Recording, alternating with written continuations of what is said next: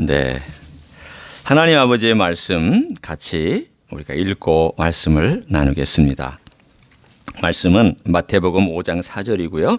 또한 본문은 이사야서 66장 1절부터 4절, 40절은 좀 제가 아마 잘못 준 것 같습니다. 1절부터 4절입니다. 40절은 없습니다. 이사야서. 예. 먼저 마태복음 5장 4절을 한번 펴셔서 같이 읽습니다. 마태복음 5장 4절입니다. 펼치셨으면 같이 읽습니다. 시작. 애통하는 자는 복이 있나니 그들이 위로를 받을 것이며. 예. 이사야서 66장으로 넘어갑니다. 66장 1절부터 4절까지 우리 같이 합독합니다. 1절부터 4절 시작. 여호와께서 이와 같이 말씀하시되 하늘은 나의 보좌요 땅은 나의 발판이니 너희가 나를 위하여 무슨 집을 지으랴. 내가 안식할 처소가 어디랴. 나 여호와가 말하노라. 내 손이 이 모든 것을 지었으므로 그들이 생겼느니라. 무릇 마음이 가난하고 심령에 동해하며 내 말을 듣고 떠는 자 그 사람은 내가 돌보려니와 소를 잡아 드리는 것은 살인함과 다름이 없이 하고 어린 양으로 제사 드리는 것은 개의 목을 꺾음과 다름이 없이 하며 드리는 예물은 돼지의 피와 다름이 없이 하고 분향하는 것은 우상을 찬송함과 다름이 없이 행하는 그들은 자기의 길을 택하며 그들의 마음은 가증한 것을 기뻐한즉 나 또한 유혹을 그들에게 택하여 주며 그들이 무서워하는 것을 그들에게 임하게 하리니 이는 내가 불러도 대답하는 자가 없으며 내가 말하여도 그들이 듣지 않고 오직 나의 목전에서 악을 행하며 내가 기뻐하지 아니하는 것을 택하였음이라 하시니라. 아멘. 우리 이 세상에 살다 보면 여러 가지 위로를 받습니다. 그런데 어떤 위로는 거짓된 위로, 피상적인 아주 슈퍼피셜한 그런 위로가 있습니다. 예를 들어서 전혀 힘을 낼 수 있는, 능력을 낼 수 있는 근거가 없는데도 불구하고 어떤 사람이 와서 괜찮아, 괜찮아 자꾸 이렇게 얘기하면 내가 뭐가 괜찮다는 것이냐 라고 아마 내 안에서 스스로 반문하면서 혹은 그 사람한테 화를 내면서 그걸 위로라고 하냐 그렇게 얘기할 것입니다. 그건 위로가 전혀 안 됩니다. 뿐만 아니라 어떤 위로는 사람에게 상처를 주기도 합니다. 왜냐하면 그 사람의 입장이 안 돼 왔기 때문에, 그 사람의 아픔을 전혀 알지 못하기 때문에 그냥 서둘러서 답을 주려고 하는 그러한 태도. 너 기도 안 했지? 얼마나 정답은 정답이죠. 우리가 기도를 안 하고 사는 거니까 안 찔릴 사람이 어디 있습니까? 너 죄졌지? 아니 죄지지 않을 사람이 어디 있습니까? 그러니까 그렇게 하면은 다 맞는 말이지만 정답이지만 위로가 안 됩니다. 또 어떤 위로는 세상적인 기준을 가지고 하는 위로가 있어서 처음에는 그런가 해서 귀를 기울였다가 나중에 그 위로 때문에 오히려 마음만 상한 그런 경우도 있습니다. 제가 달라스에서 공부할 때의 이야기입니다. 여러분은 이런 옛날 얘기 좋아하시죠? 제가 그때 한 여자분을 사귀었습니다. 남자 여자 얘기하면 참 좋아하시죠? 지금의 아내 아닙니다. 달라스에서 공부할 때니까. 사귀면서 얼마 안 됐는데 이 여자분이 다른 남자를 동시에 만났습니다. 물론 뭐 그럴 수는 있지만 굉장히 기분 나쁜 일 아닙니까? 그렇죠? 데이트하는 상대로서는, 시리어스하게 데이트하는 상대로서는 나하고 만나면서 또 다른 남자를 동시에 만나고 있다는 것은 굉장히 기분 나쁜 일입니다. 결국은 헤어졌습니다. 그것이 문제가 돼서 어떻게 그럴 수 있느냐. 내 인생에 그런 적은 없다. 나는 한 사람이 정리가 되면 그 다음 만나는 것이지 어떻게 동시에 그렇게 한다는 것은 난 내 상식으로는 이해가 안 된다. 그래서 헤어졌습니다. 그러나 헤어지고 나서 너무 마음이 상하고 속상했습니다. 그때 제가 미국 할머니 집에서 살고 있었습니다. 미국 할머니 집에 이렇게 독채로 된 방 하나에서 제가 살면서 그 집에 강아지하고 그다음에 고양이를 돌봐주면서 공짜로 거기서 얻어서 살고 있었습니다. 그리고 나서는 가끔 그 할머니가 좀 먼 거리를 운전하고 갈 때는 제가 운전도 해주면서 공짜로 사니까 운전도 해주면서 이 할머니하고 이런 얘기 저런 얘기 하는데, 그날따라 제가 상처를 입고 온 그날 할머니하고 먼 거리 한 2시간에 걸친 거리를 쭉 차를 타고 가면서 마치 나에게 주어진 시간이냐 그렇게 이 기회가 생겼습니다. 그래서 제가 미주알 고주알 있었던 이야기를 다 그 할머니에게 했더니 그 할머니가 대뜸 이렇게 얘기를 합니다. 욕해. 너 마음껏 그 여자 욕해. 네 하고 싶은 만큼 막 욕을 해. 그래서 저는 인생을 많이 산 할머니가 저에게 그런 조언을 해 주어서, 그때 뭐 제 나이가 27, 26, 이니 얼마나 새파란 젊은이입니까? 아무것도 모르고 상처는 받고 마음은 그냥 눌려 있어서 막 한국말로 욕했습니다. 이 할머니는 한국말 못 알아들으니까 운전하면서 제가 막 중얼중얼 주저리 이제 욕을 했어요. 그러나 예수 믿는 사람이 욕을 해봤자 어디까지 가겠습니까? 하여튼 욕은 했어요. 그러더니 이 할머니가 물어보는 거야. 속이 시원하냐? 일단 하니까 시원했죠. 그러나 돌아오는 길에 제가 너무 비참해졌습니다. 그 할머니를 모시고 돌아오는 길에 제 자신의 마음의 상태가 너무 비참해져가지고 속으로 그런 얘기를 제가 할머니한테 말은 못했지만 했습니다. 그걸 위로라고 했냐? 그걸 위로라고 했느냐? 사실은 그리스도인들이 세상의 지혜를 따라서 처음에는 혹해서 그 위로를 따라갔다가도 그것이 하나님의 원리가 아니기 때문에 오히려 그것은 부메랑이 되어서 자기를 속상하게 합니다. 너무 속상했습니다. 비록 그게 기분 나쁜 경험이었고 상처된 이야기였지만 그래도 그렇게까지 할 건 아닌데 내가 그렇게까지 했다는, 그 귀에 혹해가지고 그렇게까지 했다는 것 때문에 야, 내가 정말 어드바이스를 받으려면 상대를 잘 골라야 되겠구나. 그런 생각을 정말 절실하게 했던 경험이 있었습니다. 물론 그 할머니는 나를 도와준다고 한 것이었기 때문에 의도는 좋았던 거죠. 뭐가 문제였을까요? 진정한 위로는 사실과 진실에 근거하되 그 사실과 진실이 하나님께서 보여주는 사실과 진실의 객관성 위에 그 위로가 들어와야 하고 와야 하기 때문입니다. 그렇지 아니하면 세상의 방법이나 세상의 지식 가지고 어떤 상담을 해버리면 처음에는 그런가 하여 들어갔다가도 하나님의 진리와 어긋난 것이면 분명히 이것은 문제를 일으키고야 맙니다. 오늘 저는 바로 그 이야기를 하려고 합니다. 진정한 위로는 뭐며, 그럼 진정한 위로를 얻기 위해서 우리는 어떻게 해야 진정한 위로를 얻을 수 있느냐? 우리는 다 위로가 필요한데, 일상 살아가다 다 위로가 필요하잖아요. 여러분도 필요하고 저도 필요하고, 부부 생활하다가 필요하고, 자식과 부모의 관계에서 필요하고, 성도들 관계에서 위로가 필요한데 진정한 위로는 어떻게 얻는 것이냐? 대답은 간단합니다.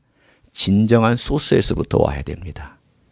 그럼 진정한 이 위로의 소스가 되는 것은 어떻게 해야 되느냐? 그 진정한 위로의 소스 앞에 자기가 서봐야 됩니다. 어떻게 서야 되느냐 하면 바로 오늘 본문에 있는 것처럼 애통하는 마음으로 서봐야 된다는 것입니다. 오늘 여기서 애통한다는 이 말은 그냥 슬퍼한다는 것이 아닙니다. 우리말에 애곡한다라는 말이 있지 않습니까? 애곡. 여러분, 애곡이라는 단어는 어떤 때 보통 쓰죠? 애곡은요, 누군가가 죽었을 때에 죽은 사람 앞에서, 특별히 자기의 어머니, 자기의 아버지, 자기의 가까운 사람, 심지어는 자기의 그 배우자가 죽었을 때, 그리고 자기를 정말 사랑했던 누군가가 죽었을 때에 그 죽음 앞에서 가지고 있는 그 애절함. 제가 여기서 왜 애절함이라는 단어를 썼냐면 intestines, 이 창자. 창자가 끓어오르는 것 같은 그 아픔을 느끼는 그것을 오늘 본문에 애통한다라는 단어를 썼습니다. 그냥 슬프다 이거 아닙니다. 이게 뭘까요? 제가 예를 들기를 원합니다. 우리 한민족은 참 한이 많은 민족이죠. 왜 또 이렇게 한이 많은데 한민족이라고 했는지 모르겠어요. 그래서 우리 대한민국 할 때 저는 가끔 어떻게 들리냐면 이 클 때자에다가 한민족 할 때 한자로 들리지 않냐고 클 때자에다가 한자 한이 많은 한이 많은 민족이라는 생각처럼 들려서 혼자 피식 웃곤 합니다. 대한민국이 얼마나 슬프고 얼마나 애달픈 민족이었습니까? 요즘 남양 특집 귀신 영화 나오잖아요. 한국의 귀신들은 죄다 여자들입니다. 그 왜 한국의 귀신들은 죄다 여자들일까요? 한이 많아서 그렇습니다. 너무 한이 많아가지고 맺히고 남편한테 맞고 죽고 또 버림받고 죽고 또 자식이 아들이 없어서 버림받고 죽고 그러다 보니까 그 죽은 귀신들이 한이 돼가지고 나타나서 남자들을 괴롭히고 그 귀신이 나타나는 그 이야기가 우리 한국사의 주류였습니다. 근데 그 주류 이야기 가운데 가장 중요한 핵심이 뭐냐면 한입니다. 한이 얼마나 많았는지 이 한이라고 하는 것은 다른 것이 아니라 버림받아서 누구도 내 고통과 아픔을 해결해 주지 않아서 애달파하는 것을 한이라는 단어로 표현을 했습니다. 그래서 이 한이라는 단어를 영어로 어떻게 표현하느냐 많은 사람이 시도를 했습니다. deep sorrow, remorse 다른 단어 했지만 여러분 감이 와닿지를 않습니다. 왜냐하면 한국에 죽은 여자 처녀 귀신을 못 봐서 그렇습니다. 그 경험을 우리가 알 리가 없기 때문에 그 한이라는 단어를 알지를 못합니다. 그런데 이 한이 많은 민족에게 찾아왔던 한 선교사가 있습니다. 여러분이 광고에 보셨죠? 서서평 선교사라고 들어보셨죠? 그 영어로 나왔습니다. 우리 아마 보신 분 계세요? 서서평 선교사의 일대기에 대해서? 우리가 주일날 오후에 한번 시간 잡아서 이 서서평 선교사의 일대기에 대해서 한번 같이 영화를 좀 봤으면 좋겠습니다. 제가 몇 년 전에 그분의 일대기를 읽고 깜짝 놀랐습니다. 이분은 미국에서 1912년에 예수 그리스도가 자기를 사랑한다는 걸 알고 내가 어떻게 하면 이 은혜를 사랑을 갚을 수 있을까라고 하다가 대한민국의 그때 조선 땅, 버림받은 땅, 일제에 의해서 침략당해서 점령당한 땅을 찾아왔습니다. 간호사였습니다. 이 땅에 와서 처음에 광주에 그리고 군산에 그리고 세브란스 병원에 간호사로서 그가 일을 하면서 한국의 간호사협회, 간호사의 어떤 사역, 간호사로서 할 수 있는 모든 모임들을 그 사람이 다 만들어냈습니다. 그런데 이 사람은 어느 정도였냐면 자기의 월급을 쪼개서 가난한 사람한테 나눠주고 조선 사람들이 입던 옷 입고 조선 사람들이 먹던 음식 먹고 그렇게 살았던 서서평 선교사였습니다. 이 사람이 왜 서치를 택했냐면 내가 성격이 급하니까 서서히 모든 걸 해야 되겠다 싶어가지고 서시를 오히려 서서히 하자. 내가 모든 걸 천천히 서서히 주님 뒤를 따라서 서서히 하자 그래서 서시를 일부러 택해가지고 자기를 서서평 천천히 가라. 그렇게 하는 의미로 그렇게 받아들였다고 합니다. 이 사람이 여러분 어떻게 죽었는지 압니까? 영양실조로 죽었습니다. 왜 영양실조로 죽었는가 하면 자기의 월급을 쪼개서 가난한 사람, 한센시병, 문둥병자 그리고 고아와 과부를 돌보기 위해서 자기의 그 얼마 안 되는 월급을 쪼개고 자기는 가장 미니멈만 먹고 그 나머지를 다 가난하고 헐벗고 굶주린 한국의 여인들과 고아들을 위해서 썼기 때문입니다. 이분이 죽었을 때 이분이 죽은 데가 1934년인가로 제가 알고 있는데 이분이 죽었을 때 그 은혜를 받았던 많은 한국 사람들이 특별히 여인들이 어머니 하면서 얼마나 통곡을 하고 울었는지 마치 비행기 소리가 지나가는 것처럼 그렇게 큰 통곡의 소리가 그분의 장례식에 있었다고 그렇게 기록이 되어 있습니다. 이분의 평생 모토가 뭔지 아십니까?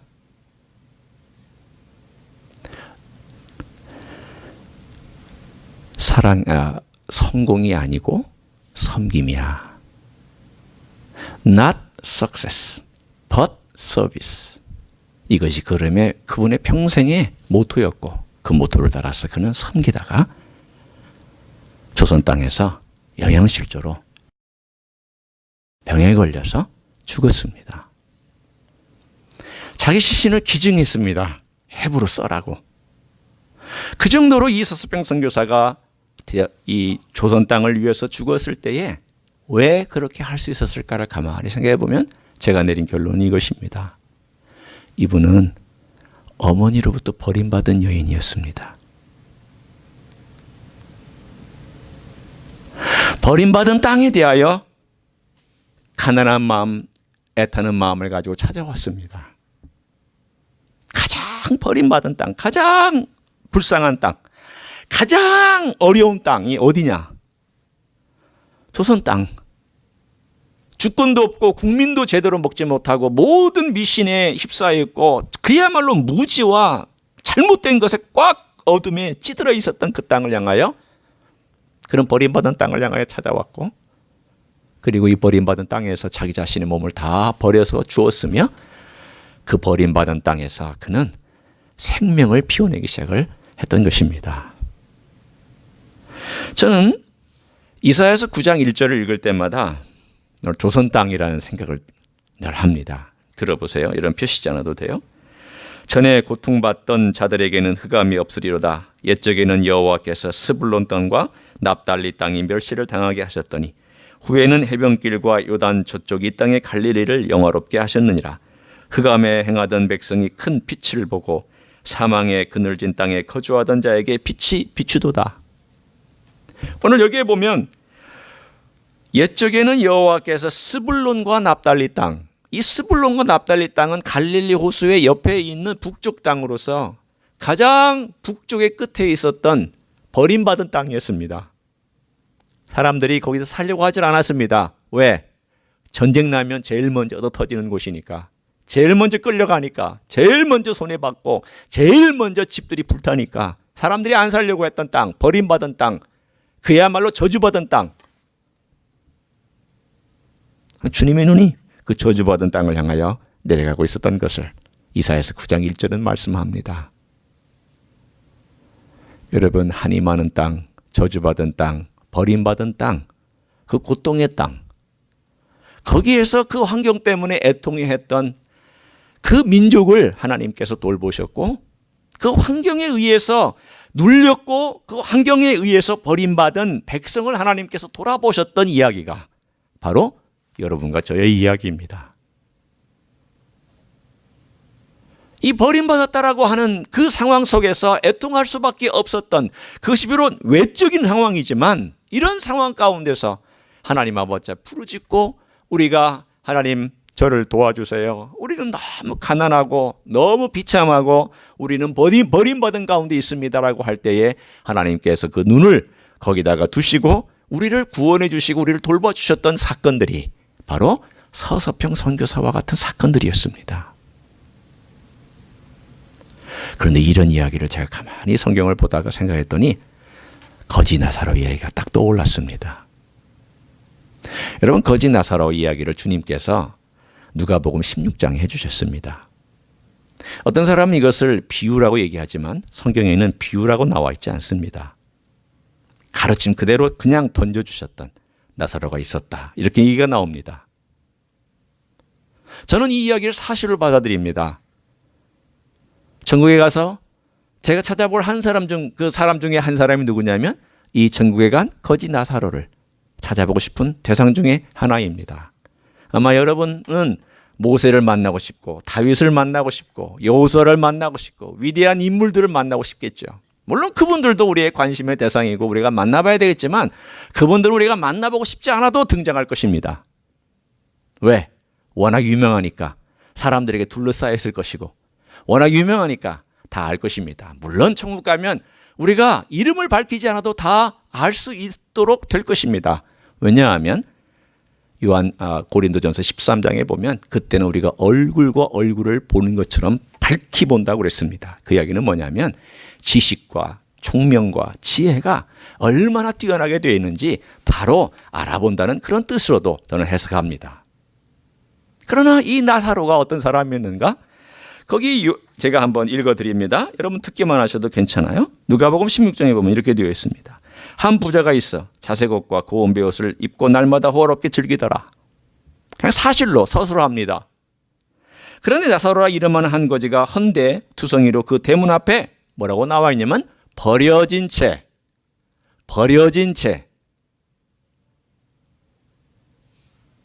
누가 버렸을까요? 식구들이 버렸습니다. 병들자 식구들이 갖다 버렸습니다. 여러분 제일 불쌍한 사람이 누굴까요? 식구들한테 버림받은 사람입니다. 아무도 돌보지 않는 사람이 제일 불쌍합니다. 그 중에 식구들이 버려버린 것은 정말 절망적입니다. 친구가 버리는 거 참을 수 있어요.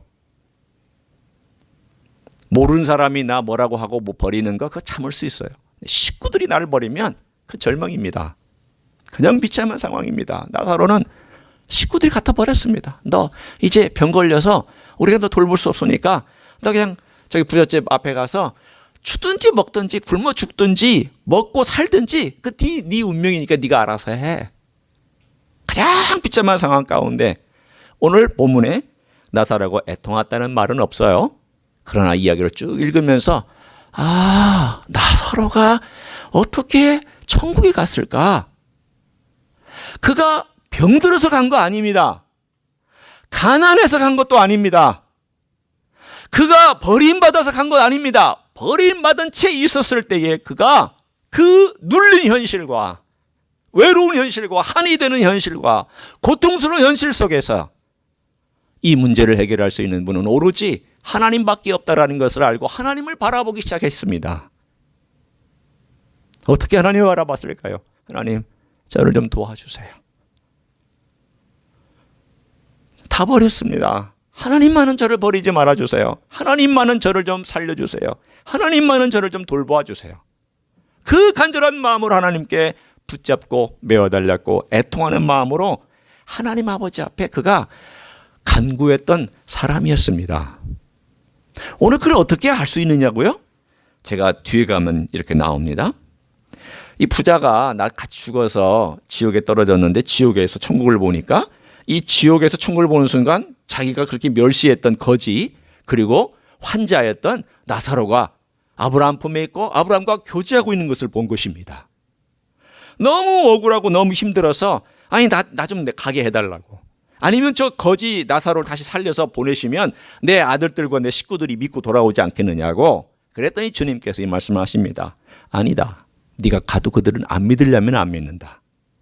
내가 이미 모세와 선지자들 그리고 이미 설교하는 자들 다 보냈으니 그 말씀 듣고 오는 자는 올 것이고 안 받아들인 자는 안 올 것이다. 그러면서 뭐라고 되어 있냐면 이 사람이 하는 말이 있습니다. 30절. 이르되 그렇지 아니하니이다. 아버지 아브라함이여 만일 죽은 자에게서 그들에게 가는 자가 있으면 회개하리이다. 이르되 모세와 반대에게 선지자에게 듣지 아니하면 비록 죽은 자 가운데서 살아난 자가 있을지라도 권함을 받지 아니하리라 하였다 하시니라. 오늘 여기 이야기를 가만히 우리가 이 행간을 읽어보면 이런 뜻입니다. 거지 나사로는 비참한 가운데 하나님 아버지 앞에 회개했다는 뜻입니다. 여러분, 천국 가는 것은 비참해서 가는 게 아니고 가난해서 가는 게 아니에요. 그 가난과 비참함 가운데서 회개했다는 거예요. 자기가 몸이 얼마나 절망스러운지를 경험하고 회개했다라는 거예요. 아, 내가 잘못 살았구나. 내가 버림받을 정도로 참 어리석은 인생을 살았고 내 현실은 이렇게 비참하구나. 주님, 제가 죄인입니다. 제가 어리석었습니다. 저를 용서해 주시기를 원합니다. 라고 고백한 나사로의 이야기가 오늘 이 행간에 그대로 스며들어 있습니다. 여러분 상황이 어려울 때, 힘들 때 하나님께서 주신 회개의 기회입니다. 어쩌면 대한민국에 하나님이 주시는 회개하라고 하나님께서 이렇게 어려운 조건들을 자꾸 쏟아 부으시는지 모르겠습니다. 기도할 때 그런 생각을 합니다. 하나님, 전쟁이 나지 않았으면 좋겠습니다. 제 친척들도 한국에 있고 서울에 있고 지방에 있고 하니까 전쟁이 나지 않았으면 좋겠습니다. 그런 한편으로 이런 생각을 합니다. 또 한쪽에서는 이런 예들이 떠오릅니다. 사사기 때 말을 안 들었을 때 하나님이 어떻게 하셨지? 왕조 시대에 그 백성이 말을 안 들을 때 하나님이 어떻게 하셨지? 거기에 보면은 답이 나옵니다. 하나님 매를 드셨습니다. 전쟁 일으키셨습니다. 기근과 재해 보내버리셨습니다. 그리고 그 깊은 전쟁 속에서 막 살려달라고 해야 하나님께서 또 구원자를 보내서 살려주시면서 그 목적이 무엇이었을까요? 다시금 그들을 돌이키기 위한 하나님의 사랑에 매어 채찍이었던 것을 사사기와 왕조시대의 열왕기상하와 역대상하는 우리들에게 거듭 말씀하고 있습니다. 그 생각이 딱 떠오르면 이런 생각이 듭니다. 하나님, 정말 전쟁이 일어나는 것일까요? 하나님, 매와 채찍으로 한국 사회를 때리시는 것일까요? 그래서 한국 교회로 하여금 하나님 아버지 앞에서 이 매를 맞고 돌아오게 하시려고 하시는 것일까요? 그러다 보면 기도가 어떻게 되냐면, 하나님, 그 기간을 좀 줄여주세요. 아니면 그 고통이 너무 크지 않도록 도와주세요. 이 두 가지를 위해서 다 기도하고 있습니다. 하나님, 전쟁 나지 않게 해주세요. 그래, 하나님, 전쟁이 불가피한 것이라면 하나님이 그 피해가 너무 크지 않게 해주시고 너무 고통스럽지 않게 해주세요. 우리가 너무 교만하고 우리가 너무 잘못해서 대가를 치불해야 되는 것이라면 주님, 대가를 치불해야만 할 수밖에 없겠지만, 그러나 주님, 우리를 불쌍히 여기셔서 이 어려움 속에서 제대로 돌아오게 해주세요. 민족과 나라에게도 하나님은 그런 재난과 어려움을 통해서 돌아오게 하시리고, 한 개인의 삶 속에서도 하나님은 어려움을 통해서 돌아오게 하십니다. 마치 거지 나사로가 하나님 아버지 앞에 애통하며 돌아와서 그의 마음이 아브라함 품에서 위로를 받게 해주셨던 것 같은 원리로 우리의 삶 속에서 역사하실 때가 있습니다. 한국을 위해서 기도 많이 했으면 좋겠습니다. 여러분의 친척을 생각하면서 기도했으면 좋겠고, 여러분의 친구분들을 위해서 생각하며 기도했으면 좋겠고, 대한민국과 그 주변에 있는 나라들을 위해서 생각했으면 좋겠습니다. 어쩌면 이 전쟁이 나면 우리 주님 오실 날이 급하게 가까웠다는 것을 깨닫는 사인이 될 수도 있기 때문입니다. 오늘 외부적인 애통함의 그 원인이 환경적인 눌림이나 또 환경적인 어떤 그런 내부의 면이었다면, 더 심화된 애통이 있는데 그 더 심화된 애통의 모습은 무엇일까? 오늘 여러분이 함께 읽었던 이사야서 66장을 한번 보도록 하겠습니다. 자, 이사야서 66장을 한번 가봅니다. 자, 이사야서 66, 읽었던 본문이에요. 이사야서 66장 우리가 봅니다. 주님께서 1절과 2절 중반까지 이 하늘과 땅 내가 다 만들었다 이렇게 말씀하시고 나서는 뭐라고 말씀하시냐면, 뜬금없이 무릇 마음이 가난하고 심령에 통회하며 내 말을 듣고 떠는 자, 그 사람은 내가 돌보겠다. 무슨 뜻일까요? 천지를 지으시고 모든 만물을 만드신 하나님께서 심판할 때가 있다라는 거예요. 그리고 모든 것에 대해서 다 밝힐 때가 있는데, 어떤 사람은 하나님이 돌보시고 어떤 사람은 정확하게 심판으로 그 모든 것들을 하나님께서 갈라내시겠느냐, 오늘 그 얘기를 우리에게 해주시는데, 오늘 본문에 있는 내용을 가만히 보십시오.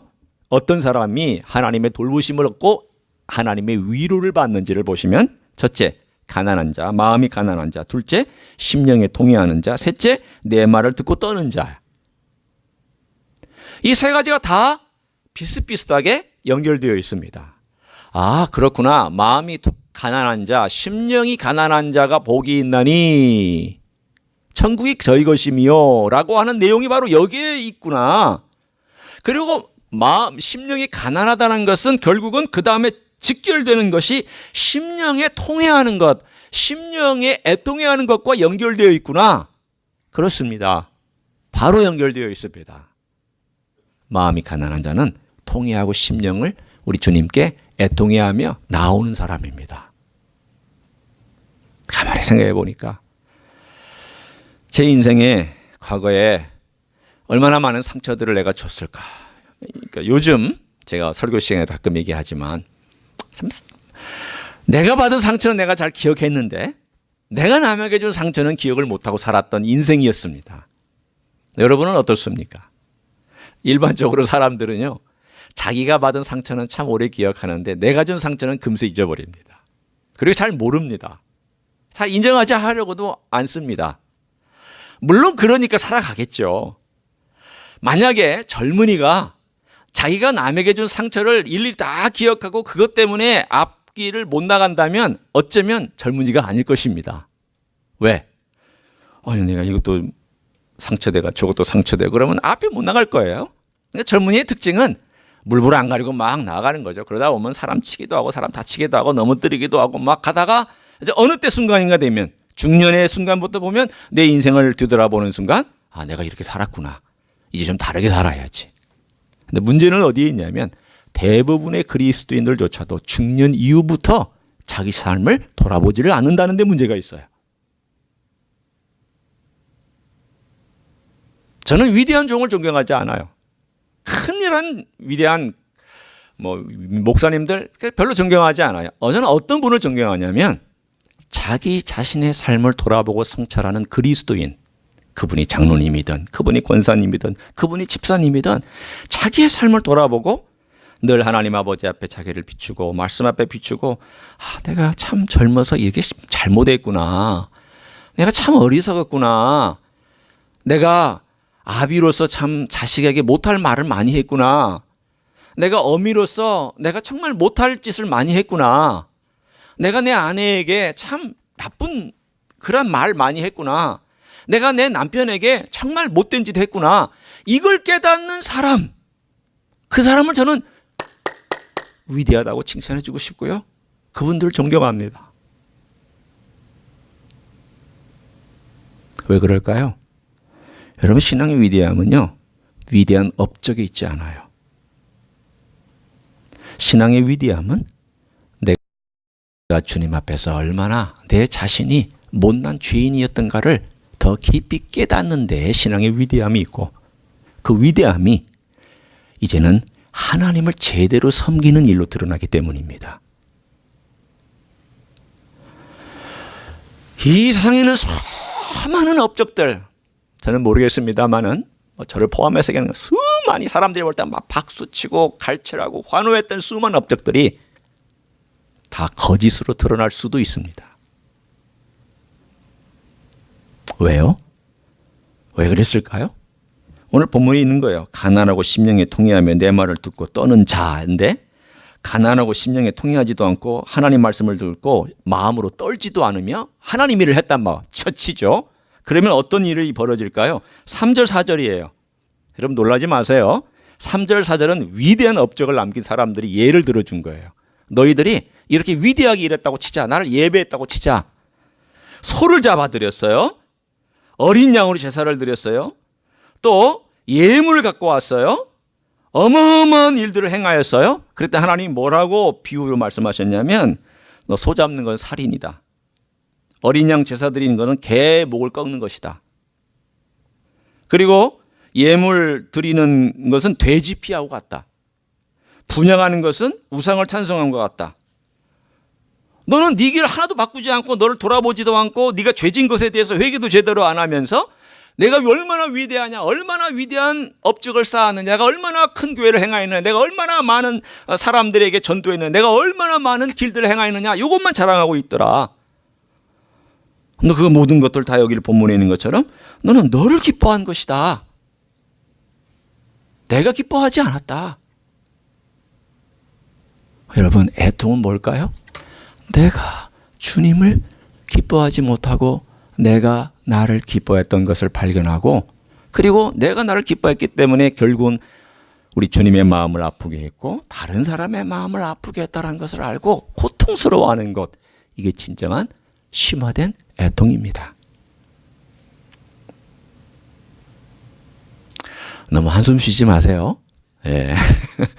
한숨 쉬는 건 좋은 거지만 너무 또 한숨에 머물지는 마세요. 제가 읽은 책 중에 스캇 팩의 거짓의 사람들이라는 책이 있습니다. 이 거짓의 사람들이라는 책이 있는데 거기에 보면 이 스캇 팩이 자기가 상담했던 사람들의 이야기가 쭉 나오는데 제법 두꺼운 책이고요. 또 어떤 부분은 좀 어려운 책이기도 합니다. 근데 그 중에 한 예화가 제가 기억이 납니다. 너무 점잖고 성공한 부부가 자녀를 데리고 상담받으러 왔습니다. 스캇 팩은 크리스천스 카운슬러입니다. 근데 이 사람이 상담을 다른 곳에 여러 곳에서 받다가 결국 이제 더 전문가가 되고 더 어떤 면에서 보면 실력이 있는 이 스캇 팩이라고 하는 분한테 와서 상담을 이제 요청을 해가지고 상담을 받는데 한 10번 정도 상담을 보통 이제 받게 되어 있어요. 근데 이 사람이 아이를 상담하다 보니까 이 아이가 문제가 많았어요.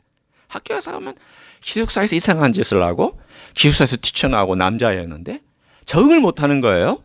그래서 이 기숙사에 갔다가 또 학교를 옮겨가 또 저희 갔다가 또 이 학교에서 또 저 학교로 갔다가 그러니 학교에서 상담을 맡길 거 아니겠어요. 의무적으로. 얘는 뭔가 문제가 있으니까 상담 받아야 된다. 그래서 이제 부모가 어쩔 수 없어서 학교에 집어넣으려면 상담을 받아야 되니까 이 아이를 데리고 스캇 팩 박사를 찾으러 왔어요. 몇 번 하다 보니까 이 박사가 느끼기를 이 문제는 아이의 문제가 아니라 부모의 문제구나 라는 깨달았어요. 그리고는 그 부모를 상담하려고 하는데 부모가 미꾸라지처럼 빠져나가는 거예요.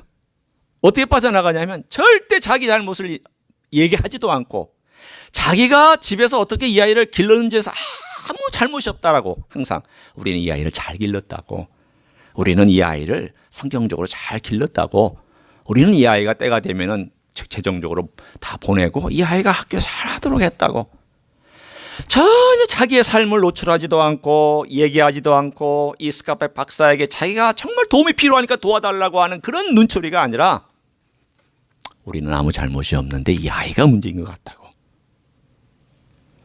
그래서 이 스캇 팩 박사가 이런 여러 상담을 한 다음에 내린 결론이 바로 이것입니다. 이런 사람들은 양심의 화인을 맞아서 절대 자기를 바꾸지 않는다. 이 사람들은 변하지 않는다. 내가 아닌 또 다른 누군가를 찾아갈 것이다. 그리고 똑같이 얘기할 것이다. 나는 이 아이의 영혼이 너무 불쌍하다. 현실을 직시하지 않으려고 하는 부모는 아이를 죽인다. 여러분, 현실을 직시하지 않는 죄인은 자기를 포장합니다. 자기의 잘못을 보지 않는 죄인은 절대 변하지 않습니다. 이 모든 교회 생활은 다 교양입니다. 지식으로 쌓일 것이고 귀만 커질 것이며 성경 지식으로 답을 말하는 데 익숙해질 것입니다. 빠삭한 사람이 될 것입니다. 그러나 마음은 하나님으로부터 점점 멀어져 있습니다. 나는 하나님을 섬긴다고 하지만 하나님은 네가 언제 나를 섬겼느냐? 내가 하나님 아버지께서 말씀을 듣고 있지만 네가 언제 내 말씀 듣고 떨어봤느냐? 너 정말 떨어봤느냐? 내 말을 듣고 내 글을 읽고 내 앞에서 두려워서 떨어봤느냐? 무서운 말입니다. 내가 애통함이 없다면 지금 내 신앙이 뭔가 잘못된 것입니다.